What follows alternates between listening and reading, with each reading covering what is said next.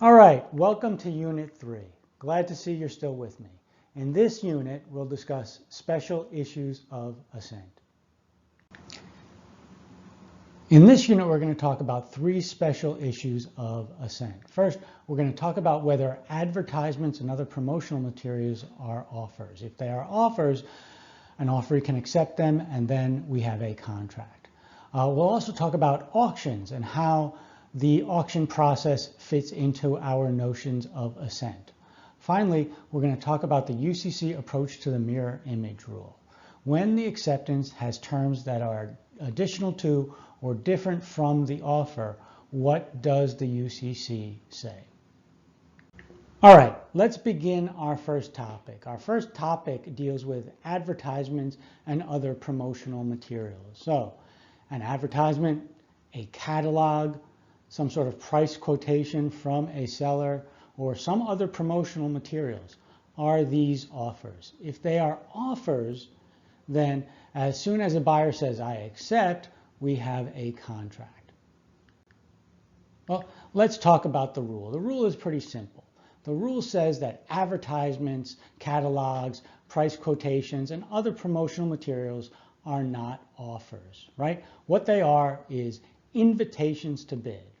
Right? When a retailer puts some sort of advertisement in a magazine or online, what they are doing is that they are seeking offers. You as the buyer, you as the consumer, you are making the offer. You are saying, yes, I would like to buy that product at that price that you advertised. Okay. All right. Now that we understand the general rule that advertisements are not considered offers, same with other promotional materials, let's try and understand the reasoning behind the rule, right? Remember, an advertisement, if we considered it to be an offer, it would be an offer to the world. And that means that anybody out there could accept it. Now, this is kind of what the advertiser wants. They want as many people to accept it as possible. But if everyone in the world accepted it, or even a huge number of people, then the offeror, the advertiser, would be exposed to potential unlimited liability. So the reasoning behind the rule is that no one would reasonably believe that an advertiser would make an offer, because no one would reasonably believe that the advertiser would expose herself to potential unlimited liability. This is why the general rule is that an advertisement and other promotional materials are not offers.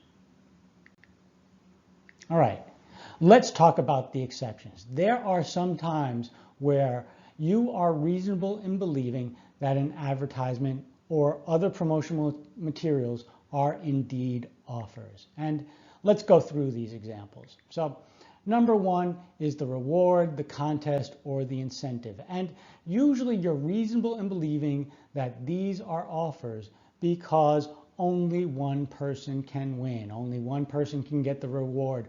Only one person can win the contest. Only one person can get the incentive. And therefore, the person making the advertisement, the advertiser, is not exposed to unlimited liability. So let's just take the reward situation. In the reward situation, I put out an advertisement that says, I will pay a reward for return of my lost cat, Fluffy.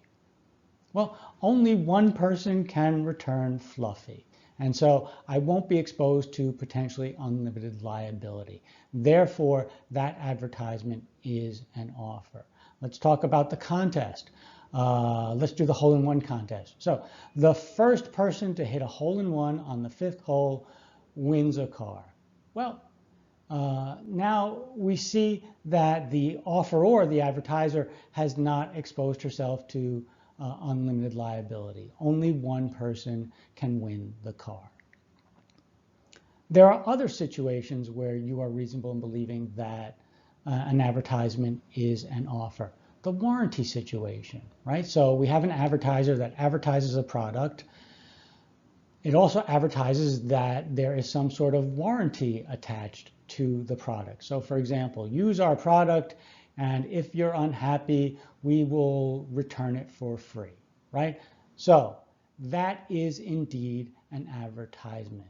Why? Because the advertiser will not be exposed to potential unlimited liability. It will only be exposed to liability for the warranty from people who purchase the product. Now, the advertisement is not an offer for the sale of a product, it's an invitation for bids, but it is indeed an offer for the warranty if you buy the product. Let's talk about advertisements, general advertisements that might be considered offers, right? So if you have an advertisement that limits who can accept the offer, how many items are available, you limit the number of items that are available, and you limit the number of items per offeree, then this indeed might be considered an offer, really depending on your jurisdiction. Right? So typically what these advertisements look at is they say first come, first serve. That's addressing who can accept the offer. The first person can accept the offer. How many items are available? You say we only have one available. That's usually how this happens, or it's implicit that there is only one item available. And how many items per person? Well, if it's only one item, you probably don't need that. But if there are more than one items, you say first come, first serve, and then several people show up, so you have 5 people show up. You say we only have 5 items and one per person. This would probably be considered an offer.